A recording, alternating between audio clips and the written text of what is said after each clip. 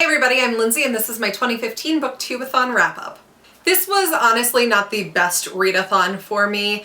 My dog had to spend the night at the veterinary hospital at the very beginning. I am on some medication because I injured my back, which made it just really hard to focus on reading, but I did read 7 books and I finished 2 other ones during this readathon, so I wanted to talk about those and just give a good wrap up. So the 2 books that I finished were The Picture of Dorian Gray and Rat Queens Volume 2. I didn't count those in my overall book count, but I did finish them during the wrap-up. I only had about an hour left of Dorian Gray. On the very first day of the readathon, I finished that. I did not like this book. It was, I don't know, all the characters were horrible and selfish and just kind of assholes. So I didn't really love it, but we move on. Rat Queens Volume 2 I enjoyed a lot. It's a continuation of Rat Queens Volume 1, but there's a lot of backstory in this graphic novel, and I really enjoyed it. I gave The Picture of Dorian Gray 1.5 stars, and then I gave the Rat Queens Volume 2 4 stars. I really do enjoy that graphic novel series, and I'm liking it more as I go along.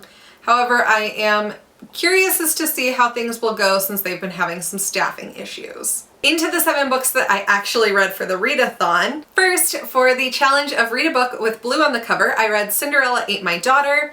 It's got like a tealy blue on it, so I counted it. It's a fine book, I guess. I gave it like a 2.5 out of 5, I think.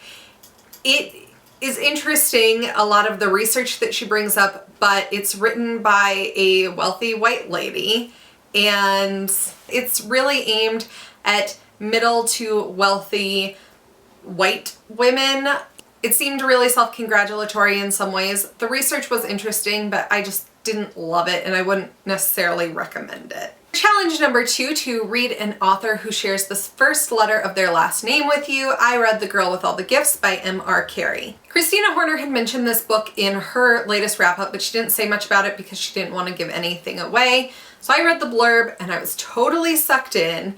It is about a little girl who loves school, but she is in a cell, and every day when she goes to school, they keep a gun pointed at her while they strap her into a wheelchair, and then she goes to her classes and she absolutely loves it. And I was just sucked in. I was like, I want to read this book. I want to know what it's about.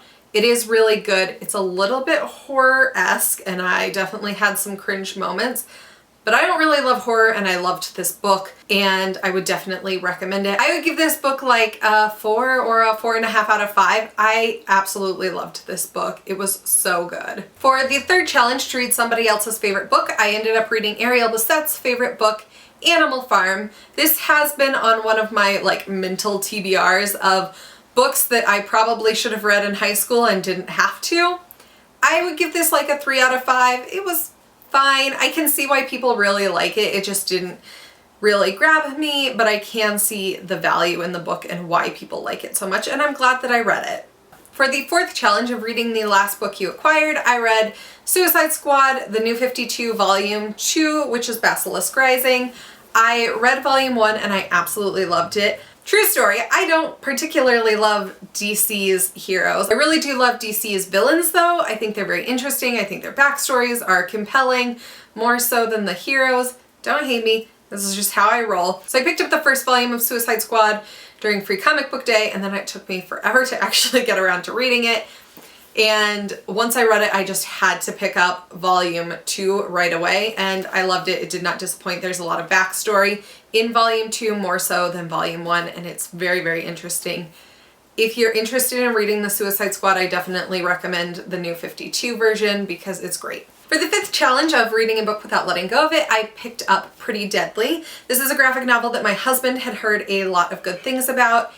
I didn't love the art in this comic very much, but I thought the story was very interesting, so I probably will pick up Volume 2 because I'd like to continue on in the story.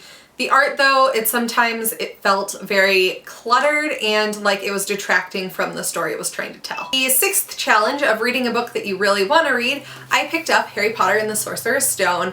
I cannot objectively rate this series.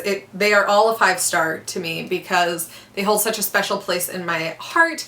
I read these when I was much younger and Reading these books just feels like coming home. I've been wanting to reread them for a while, but I've had a really hard time allowing myself to reread books because I feel like I have so many other things I should read. This challenge was perfect for compelling me to actually pick it up again, and I'm so glad I did. I can't believe I've waited so long to do that. I just love these books so much. And the last book that I read was The Time Machine by H.G. Wells. Sana at Ink Bones Books mentioned this in one of her recent wrap-ups. Unfortunately, I didn't really love it. I am trying to force myself to read more classics. They're not something that I generally go for, but I feel like I need to expand my horizons and not get into reading ruts and read a broad variety of books. So this one just wasn't necessarily the one for me. I can see why people like it. For me though, it read very much like an anthropological study, and it was a little dry in places. Even when exciting things were happening, I just felt that it was a little dull. I did listen to it on audiobook, and I wonder maybe if that's part of the reason why I didn't love it, but we had to go on quite a long car ride yesterday, so I was listening to it in the car. So those were the 7 books that I read during Booktubeathon. Did you do Booktubeathon? What was your favorite book that you read? Let me know down in the comments below. If you're new here, don't forget to subscribe so you know when I make new videos. And until next time,